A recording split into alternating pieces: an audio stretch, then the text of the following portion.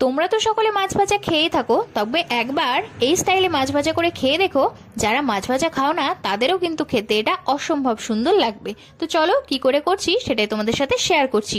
প্রথমে আমি মাছটাকে খুব ভালো করে এদিক ওদিক করে ছুরির সাহায্যে কেটে নিলাম।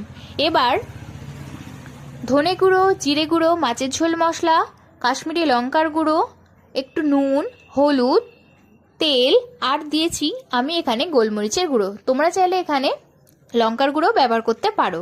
দেখো এবার মশলাটাকে আমি খুব ভালো করে মিশিয়ে নেব।